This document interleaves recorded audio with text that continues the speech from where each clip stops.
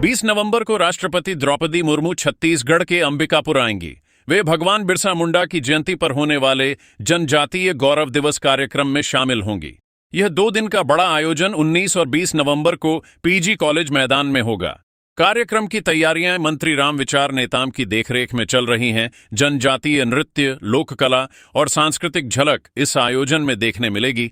सरकार इस कार्यक्रम को ऐतिहासिक बनाने में जुटी है। छत्तीसगढ़ के बिलासपुर में बड़ा रेल हादसा हुआ है। लाल खदान स्टेशन के पास मेमू लोकल ट्रेन और मालगाड़ी की टक्कर में 11 यात्रियों की मौत हो गई, जबकि 20 लोग गंभीर रूप से घायल हैं। रेलवे ने मृतकों के परिजनों को 10 लाख रुपए और गंभीर घायलों को 5 लाख रुपए मुआवजा देने का ऐलान किया है। मुख्यमंत्री विष्णुदेव साय ने भी राज्य सरकार की ओर से 5 लाख रुपए सहायता राशि देने की घोषणा की है। हादसे की जांच रेलवे सुरक्षा आयुक्त स्तर पर की जाएगी। सूरजपुर में हैरान कर देने वाला मामला सामने आया है। परिवार ने अपने बेटे का अंतिम संस्कार कर दिया, लेकिन 3 दिन बाद बेटा जिंदा लौट आया। 1 नवंबर को कुएं में मिली लाश को परिजन ने अपने बेटे पुरुषोत्तम का शव समझकर उसका अंतिम संस्कार किया था। तीज नहावन भी कर लिया गया था और दशगात्र की तैयारी चल रही थी। इसी बीच पुरुषोत्तम अंबिकापुर से घर लौट आया तो परिवार और गांव वाले दंग रह गए। अब पुलिस जांच कर रही है कि कुएं में मिला शव आखिर किसका था। बिलासपुर ट्रेन हादसे में 12 लोगों की मौत हो चुकी है, जिनमें गुरु घासीदास यूनिवर्सिटी की छात्रा प्रिया चंद्रा भी शामिल हैं। उनका शव आज गांव बहेराड़ी लाया गया, जहां पूरे गांव ने नम आंखों से विदाई दी। मुख्यमंत्री ने मृतकों के परिजनों को 5 लाख रुपए और घायलों को 50,000 रुपए सहायता देने की घोषणा की। वहीं कांग्रेस ने इसे अपर्याप्त बताते हुए 1 करोड़ रुपए मुआवजे की मांग की है। जांच में ट्रेन क्रू मेंबर को हादसे के लिए जिम्मेदार बताया गया है। Chhattisgarh medical services corporation limited यानी CGMSSE ने 2 दवाओं के इस्तेमाल पर अस्थायी रोक लगा दी है। पहली दवा है बैक्लोफेन 10 mg टैबलेट, जिसके 2 बैचों में रंग परिवर्तन पाया गया है।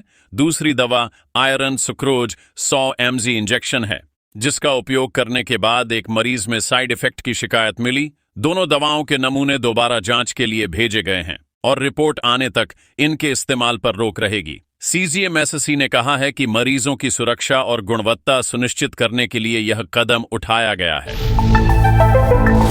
भिलाई में जोहार छत्तीसगढ़ पार्टी के अध्यक्ष अमित बघेल पर FIR दर्ज हुई है। उन्होंने सोशल मीडिया पर संत झूलेलाल और महाराजा अग्रसेन को लेकर आपत्तिजनक टिप्पणी की थी। सिंधी और अग्रवाल समाज ने इस बयान पर नाराजगी जताई और गिरफ्तारी की मांग की है। पुलिस ने भारतीय न्याय संहिता की धारा 299 के तहत मामला दर्ज किया है। इस अपराध में 3 साल की जेल या जुर्माने का प्रावधान है। भिलाई नगर CSP ने पुष्टि की है कि FIR 0 पर देहाती नालसी के रूप में दर्ज की गई है। छत्तीसगढ़ की महतारी वंदन योजना की 21वीं किश्त आज जारी की गई है। राजनांदगांव में आयोजित कार्यक्रम में उपराष्ट्रपति CP राधाकृष्णन ने 69 लाख से ज्यादा महिलाओं के खातों में 647 करोड़ रुपए से अधिक राशि ट्रांसफर की।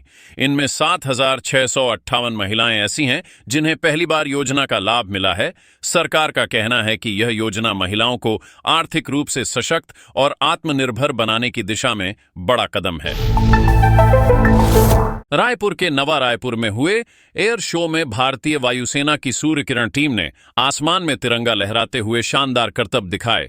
ग्रुप कैप्टन अजय दशरथी के नेतृत्व में हुई इस प्रस्तुति में हजारों लोग रोमांचित हो उठे।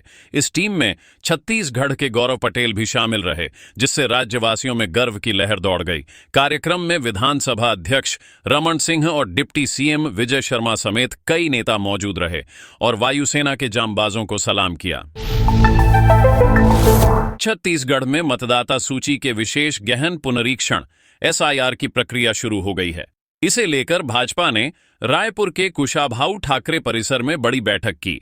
बैठक में महामंत्री शिव प्रकाश, मुख्यमंत्री विष्णुदेव साय और प्रदेश अध्यक्ष किरण देव सहित कई दिग्गज नेता शामिल हुए। शिव प्रकाश ने कहा कि SIR को जनता के बीच GST अभियान की तरह प्रचारित किया जाए।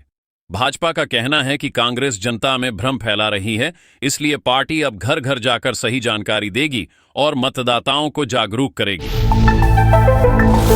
सूरजपुर जिले के मायापुर गांव में एक चौंकाने वाली घटना सामने आई है। पानी मांगने पर बहू ने अपने ससुर की डंडे से पीट पीट कर हत्या कर दी। ससुर वृक्षराम ने रात में पानी मांगा तो बहू फुलकुंवर गुस्से में आ गई और उस पर हमला कर दिया। बीच बचाव करने पहुंचे पति पर भी बहू ने वार किया।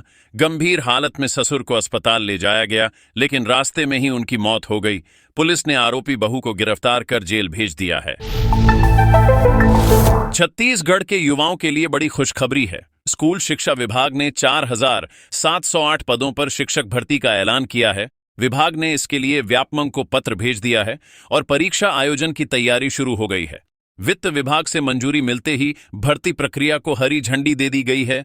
इसमें शिक्षक, व्याख्याता और सहायक शिक्षक के पद शामिल होंगे। ये मौका शिक्षा क्षेत्र में करियर बनाने वाले युवाओं के लिए सुनहरा अवसर है। छत्तीसगढ़ में धान खरीदी से पहले बड़ा संकट खड़ा हो गया है। कर्मचारियों ने अपनी मांगें पूरी न होने पर अनिश्चितकालीन हड़ताल शुरू कर दी है। कृषि मंत्री रामविचार नेताम ने चेतावनी दी है कि हड़ताल समाधान नहीं है।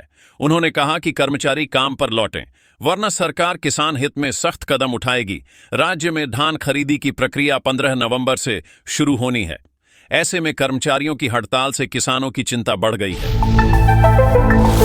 कांकेर में छत्तीसगढ़ महातारी और छत्तीसगढ़ी भाषा पर की गई कथित आपत्तिजनक टिप्पणियों को लेकर युवाओं में आक्रोश है। युवाओं ने कोतवाली थाने में दीपक लालवानी और विनय बजाज के खिलाफ एफआईआर दर्ज करने की मांग की है। आरोप है कि इंस्टाग्राम पर छत्तीसगढ़ महातारी के लिए अपशब्दों का इस्तेमाल किया गया और एक डिबेट में छत्तीसगढ़ी भाषा को लेकर गलत टिप्पणी की गई। युवाओं ने कहा कि ऐसी बातें प्रदेश की भावना को ठेस पहुंचाती हैं। उन्होंने चेतावनी दी है कि अगर जल्द कार्रवाई नहीं हुई तो आंदोलन किया जाएगा। दुर्ग जिले में डेयरी लोन दिलाने के नाम पर 166 किसानों से 46 लाख रुपए की ठगी का बड़ा मामला सामने आया है।